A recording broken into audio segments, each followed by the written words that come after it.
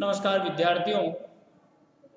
आज के वीडियो में हम कार्ल मार्क्स को पढ़ेंगे, उसकी जीवनी को समझेंगे और उनके जो महत्वपूर्ण सिद्धांत है उनके बारे में आज सामान्य परिचय करते हुए क्रमशः एक एक सिद्धांत को एक एक वीडियो के माध्यम से समझने की कोशिश करेंगे। मुझे विश्वास है इस वीडियो को सुनने के बाद आप वर्तमान समय में भी प्रासंगिक मार्क्सवादी विचारधारा के प्रति अपना नॉलेज या अपनी समझ को विकसित करें। सन 1818 में जर्मनी के ट्रेरे प्रांत में कार्ल मार्क्स का जन्म हुआ और जितने भी पश्चिमी और भारतीय राजनीतिक विचारक हैं उन विचारकों की श्रृंखला में कतिपय कार्ल मार्क्स सबसे अलग और स्पष्ट वैज्ञानिक विचार रखने वाले विचारक हैं और ऐसे ऐसे विचारक भी दुनिया में पैदा हुए हैं जिन्हें बॉर्न विथ सिल्वर स्पून का आश्रय मिला, शुरू से ही धन संपन्नता मिली, लेकिन कार्ल मार्क्स रूसों की तरह गरीब व्यक्ति रहे और गरीबी की पराकाष्ठा इस हद तक चले गई कि उनको अपने बच्चों के अंतिम संस्कार, दाह संस्कार करने के लिए अपनी अमूल्य पुस्तकों को बेचना पड़ा और बेचकर दाह संस्कार की क्रियाविधि करवाई। सरस्वती का घर या आश्रय स्थल जिस विद्वान को प्राप्त था उसी विद्वान के पास लक्ष्मी शून्य थी। ऐसे धन से वंचित और ज्ञान से संपन्न व्यक्ति का परिचय कराते हुए मुझे गर्व महसूस होता है और आपको भी ऐसे विद्वानों को, ऐसे विचारकों को पढ़ना चाहिए। कार्ल मार्क्स अपने युग से बहुत प्रभावित थे। जिस प्रकार मैकियावेली अपने युग से प्रभावित थे और उन्होंने अपने युग के आधार पर कैसा राजा होना चाहिए इस तरह के विचार दिए, इसीलिए मैकियावेली को अपने युग का शिशु कहा जाता है। उसी प्रकार कार्ल मार्क्स ने भी अपने तत्कालीन युग की परिस्थितियों से प्रभावित होकर अपने विचार रखे और उन्होंने पूरी दुनिया में एक नई विचारधारा को जन्म दिया जिसे पूंजीवाद की विरोधी साम्यवादी विचारधारा के नाम से जाना जाता है। विद्यार्थियों, कार्ल मार्क्स के 4 महत्वपूर्ण सिद्धांत हैं। उनमें पहला सिद्धांत है वर्ग संघर्ष का सिद्धांत, दूसरा सिद्धांत है द्वंद्वात्मक भौतिकतावाद, तीसरा अतिरिक्त मूल्य का सिद्धांत और चौथा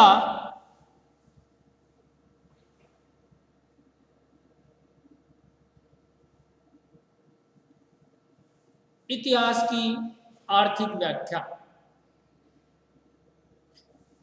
कार्ल मार्क्स के प्रथम सिद्धांत को आज हम समझते हैं। उसका नाम है द्वंद्वात्मक भौतिकवाद। कार्ल मार्क्स के अनुसार सृष्टि का विकास एक टेढ़ी मेढ़ी प्रक्रिया से हुआ है और उस टेढ़ी मेढ़ी प्रक्रिया में 3 चरण हैं। पहला वाद, दूसरा प्रतिवाद और तीसरा संवाद।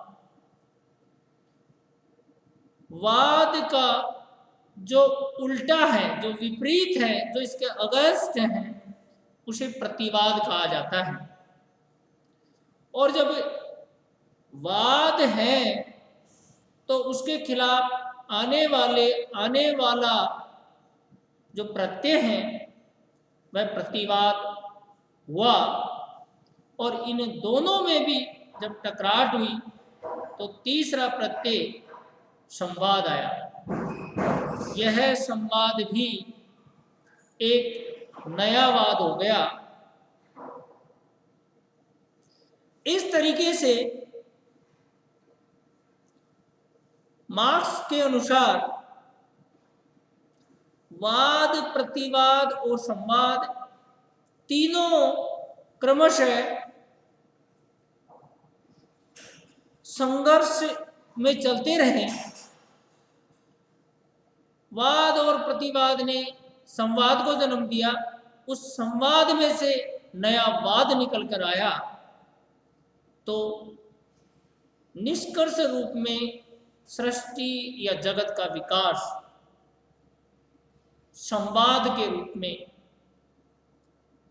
आज के रूप में दिखाई दिया। उन्होंने उदाहरण से इसे स्पष्ट करने की कोशिश की। जिस प्रकार गेहूं का बीज या दाना होता है उसे वाद माना जाए। उस दाने को धरती में बो देते हैं और उसके बाद जो पेड़ निकल कर आता है उसे प्रतिवाद कहा जाता है। गेहूं का दाना और पेड़ के बीच में जो समय लगा वो संघर्ष का समय था और इन दोनों में क्रिया प्रतिक्रिया होने से ही पेड़ पैदा हुआ है। इसीलिए प्रतिवाद बना है। इस प्रतिवाद में धीरे धीरे बाली आने लगी और उस बाली में से नए बीज, नए गेहूं के दाने पैदा हुए, जो पहले बीज से अर्थात वाद से, दूसरे पेड़ से अर्थात प्रतिवाद से अलग थे, संख्या में ज़्यादा थे और मात्रात्मक रूप से अभिवृद्धि को प्राप्त थी। अतः गेहूं के एक दाने से अनेक दाने पैदा करना वाद, प्रतिवाद और संवाद की प्रक्रिया कहलाती है। एक से अनेक के बीच में मात्रात्मक रूप से विस्तार होता रहता है और गेहूं का कारोबार बढ़ता जाता है। उसी प्रकार इस सृष्टि का विकास और विस्तार भी वाद, प्रतिवाद और संवाद से होता है। यह द्वंद्वात्मक पद्धति हीगल की देन है। हीगल पश्चिमी राजनीतिक विचारक हैं जो जर्मनी के रहने वाले हैं। उन्हीं से कार्ल मार्क्स ने द्वंद्वात्मक पद्धति को ग्रहण किया। लेकिन हीगल ने सृष्टि के विकास में द्वंद्वात्मक पद्धति को स्वीकार करते हुए भौतिकता को विकास का कारक नहीं माना, चेतना को, मनुष्य की बुद्धि को विकास का कारक बताया, विकास का प्रमुख आधार बताया। और उन्होंने ईश्वर, चेतना, बुद्धि, आत्मा, परमात्मा, इन सबको सृष्टि का विकास का आधार बताया। तो हीगल जड़ को विकास का कारण मानते हैं, बुद्धि को विकास का कारण मानते हैं, चेतना को विकास का कारण मानते हैं। उनके द्वारा दिया गया यह द्वंद्वात्मक सिद्धांत कार्ल मार्क्स को पसंद आया, लेकिन कार्ल मार्क्स ने इसमें संशोधन किया। उन्होंने कहा कि सृष्टि का विकास द्वंद्वात्मक पद्धति से होता है, लेकिन इस द्वंद्वात्मक पद्धति में चेतना उतना प्रभाव नहीं डालती जितना भौतिक पदार्थ डालता है। इसलिए कार्ल मार्क्स ने द्वंद्वात्मक पद्धति के साथ भौतिकवाद को जोड़ा। इसीलिए उनके सिद्धांत को द्वंद्वात्मक भौतिकवाद के सिद्धांत के नाम से जाना जाता है। और आज भी हम देखते हैं कि व्यक्ति जिस परिस्थिति में पैदा होता है उसके विचार वैसे बन जाते हैं। इसीलिए कार्ल मार्क्स ने बहुत पहले कहा है, मनुष्य की चेतना का निर्धारण उसकी सामाजिक और आर्थिक परिस्थितियों से होता है। विद्यार्थियों, कार्ल मार्क्स का यह कथन विश्व प्रसिद्ध है। मनुष्य की बुद्धि का निर्धारण उसकी परिस्थितियों से होता है, और जबकि हीगल कहता है मनुष्य की परिस्थितियों का निर्धारण उसकी बुद्धि से होता है।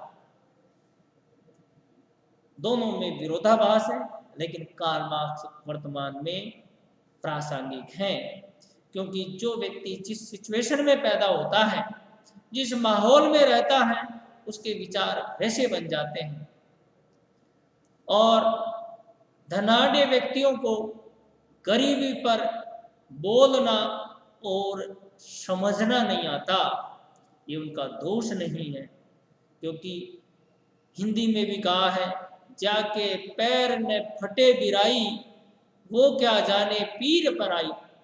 ऐसे व्यक्ति जिन्होंने गरीबी को नहीं देखा, वो गरीबी का वर्णन नहीं कर सकते। अतः कार्ल मार्क्स कहते हैं, मनुष्य की गरीबी उसकी आर्थिक स्थिति, उसकी सामाजिक स्थिति, उसकी बुद्धि का निर्धारण करेगी। व्यक्ति गरीबी में पैदा होगा तो निश्चित रूप से संघर्षशील होगा, अन्याय को सहन नहीं करेगा, और व्यक्ति यदि अमीरी में पैदा होगा तो संघर्ष नहीं करेगा। इसलिए यहाँ कार्ल मार्क्स ने मनुष्य की आर्थिक स्थिति को उसकी बुद्धि का निर्धारण करने वाला तत्व बताया है, और उन्होंने सुझाव दिया है, अपनी आर्थिक स्थिति को बदलो, निश्चित रूप से आपकी बुद्धि में बदलाव आएगा। आज के लिए हम एक ही सिद्धांत को समझ लेते हैं। आगामी वीडियो में हम कार्ल मार्क्स के दूसरे सिद्धांत को समझेंगे। धन्यवाद।